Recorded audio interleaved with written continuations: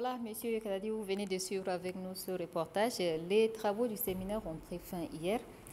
Et le Tchad a longtemps peiné dans la mise en œuvre de la décentralisation. Et au terme de ce séminaire, est-ce qu'on peut dire que le Tchad a déjà ce qu'il faut pour relever ce défi? Merci, Madame, pour cette question.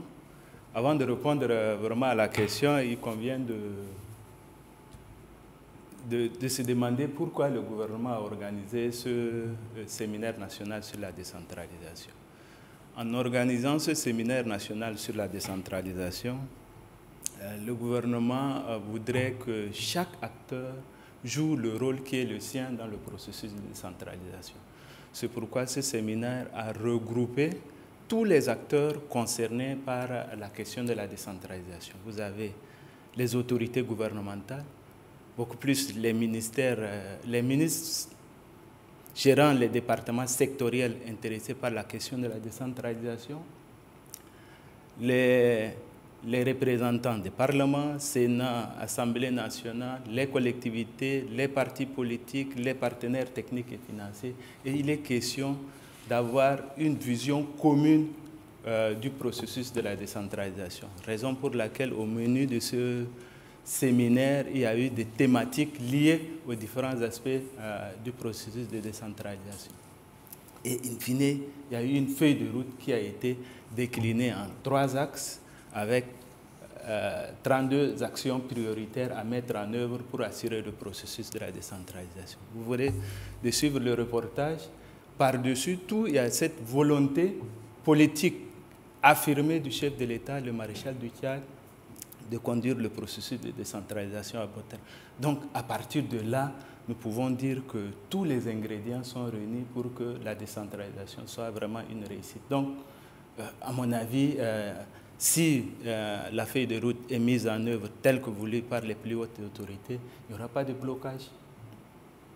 Monsieur Kadadi, durant toute la semaine, ça parle que de la décentralisation. Maintenant, pour ceux et celles qui sont là devant leur écran en train de nous suivre et qui n'ont pas le même niveau de vocabulaire que nous, vous pouvez nous dire c'est quoi la décentralisation? Quand on parle de décentralisation, qu'est-ce que les gens peuvent retenir, surtout ceux qui nous suivent? Ok. La décentralisation était au menu de la conférence nationale, du dialogue national, du forum national inclusif. Mais qu'est-ce que c'est que la décentralisation? De façon simple, la décentralisation, c'est une modalité d'organisation d'un État unitaire, qui transfère une partie de ses compétences aux collectivités territoriales, qui les gèrent de façon autonome, mais sous le contrôle de l'État. Dans le cas tchadien, la Constitution retient 2 niveaux de collectivités autonomes. Nous avons la province, nous avons la commune. Et en 2024, tout le monde était témoin, il y a eu l'organisation des élections au niveau de 125 communes, 23 provinces, qui ont permis d'avoir des organes de gestion au niveau de ces collectivités. Donc à ces collectivités, l'État leur transfère une partie des compétences à l'effet de les gérer de façon autonome par ces collectivités, mais sous le regard des représentants de l'État qui sont les préfets en ce qui concerne les communes et les délégués généraux des gouvernements en ce qui concerne les provinces. Et parlant justement de transfert des compétences, quelles sont les différentes compétences qu'on peut transférer? Bon, il serait peut-être fastidieux de parler de tous les domaines transférés, mais nous retenons qu'il y a une loi qui a opéré une répartition des compétences entre l'État et les collectivités. Donc, il y a eu au total 8 domaines en ce qui concerne les provinces et 7 en ce qui concerne les communes. Dans le jargon de la décentralisation, on parle d'un transfert progressif en tenant compte du principe de subsidiarité. C'est-à-dire quoi? Qu'on ne peut transférer que les compétences dont on est sûr que les collectivités peuvent les mettre en place. Donc, si vous prenez la loi sur la répartition des compétences, les compétences liées à l'éducation, à la santé, celles que les collectivités peuvent les mener, on leur a transféré. Mais je porte à votre connaissance que nous sommes au début du processus. Le transfert n'est pas encore, j'allais dire, opérationnels. Il nous faut encore les décrets d'application de cette loi de transfert de compétences. Et le président l'a dit, le transfert doit être progressif. Et ce transfert doit être aussi accompagné des moyens concomitants. Alors, qu'est-ce qui a fait que le pays a toujours tâtonné dans la mise en œuvre de la décentralisation? Vu l'expérience du passé, dites-nous quel a été le frein. Je ne sais pas ce que vous appelez tâtonnement, hein, à mon avis. Il faut d'abord comprendre le processus d'où nous avons quitté. En 1993, lors du Forum national inclusif, de la conférence nationale souveraine, autant pour moi, il y a eu de fortes recommandations en ce qui concerne la forme de l'État. Il était recommandé que le Tchad soit un État unitaire fortement décentralisé. Et ce mot « fortement » là s'est traduit dans la Constitution par 4 niveaux de décentralisation. La commune, les communautés rurales, les départements et la région. 4 niveaux de décentralisation à mettre en place, ce n'est pas facile. Surtout tenant compte des réalités du pays. Quand vous prenez par exemple la loi sur les communautés rurales, qui nous dit que la communauté rurale peut être constituée d'un village, d'un regroupement de villages, d'un canton ou d'un regroupement de cantons. Dans quelle mesure vous pouvez opérer la création de ces communautés? C'est compliqué. La loi sur les statuts de collectivité, je crois la loi 2, dispose aussi que pour mettre en œuvre les conseils au niveau départemental, il faut d'abord mettre en œuvre les communautés rurales et les communes, parce que les conseils départementaux sont élus par les conseillers communaux et conseillers ruraux. Donc, cette architecture-là n'a pas permis au gouvernement d'assurer une décentralisation complète. Raison pour laquelle, lors du Forum national inclusif de 2018, il a été préconisé de réduire les niveaux de décentralisation à 2, avec la suppression de la communauté rurale et la suppression du département. On se retrouve actuellement à 2 niveaux. Oui. Et donc, les 2 niveaux sont, à mon avis, beaucoup plus légers à mettre en place. Alors là, est-ce que les textes juridiques actuels permettent-ils de rendre la décentralisation opérationnelle dans tous ces aspects? Sinon, quelle amélioration proposerez-vous? Je venais de dire tout à l'heure que nous avons organisé les élections au niveau provincial et communal en 2024. C'est parce que les textes l'ont permis. Et comme nous l'avons remarqué lors du séminaire national sur la décentralisation, tout n'est pas parfait.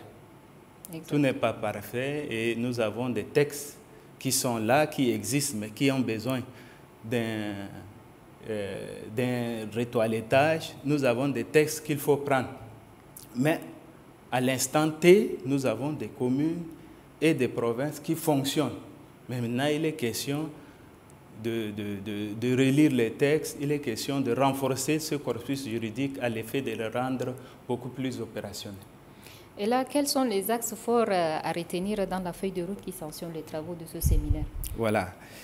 Cette feuille de route, dont l'élaboration a été participative, inclusive, est déclinée en 3 grands axes prioritaires. Vous avez l'harmonisation et le renforcement du cadre juridique, vous avez le renforcement de la gouvernance locale, la mobilisation des ressources et le financement des collectivités. Ce sont ces 3 grands axes prioritaires. Autour de ces 3 grands axes prioritaires gravitent 32 actions. Et parlant des ressources, les textes prévoient de céder 5% des revenus des ressources locales exploitées à chaque province. Qu'en est-il de celles qui n'ont pas de ressources? Je crois que la décentralisation, comme je le disais tantôt, c'était une option de la Constitution et c'est même une nécessité. Maintenant, les textes de la décentralisation ont tout prévu, madame. C'est vrai, vous avez des communes que je qualifierais de plus nantis, les communes de la zone pétrolière, les communes des zones où on exploite les ressources minières et autres peuvent bénéficier de ces 5%.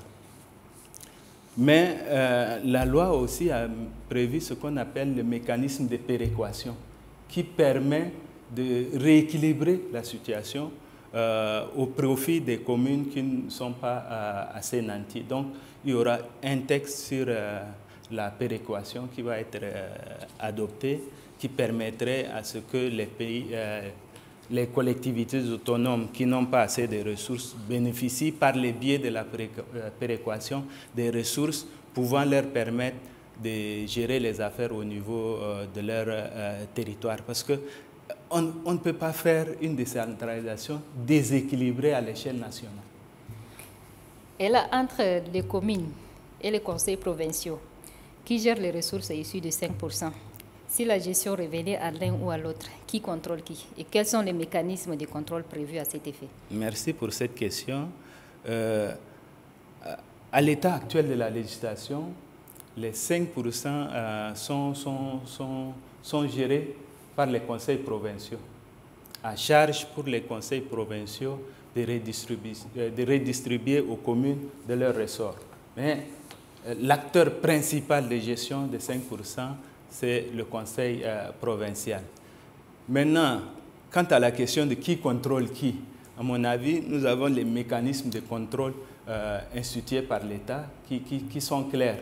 Mais sinon, en ce qui concerne les textes de la décentralisation, il est dit qu'aucune collectivité ne peut assurer une tutelle sur une autre. Donc, a fortiori, aucune collectivité ne peut exercer un contrôle sur une autre. Voilà, Monsieur Kadadi, nous sommes déjà arrivés à la fin de notre entretien. Merci à vous d'avoir répondu à nos questions. Merci, Madame.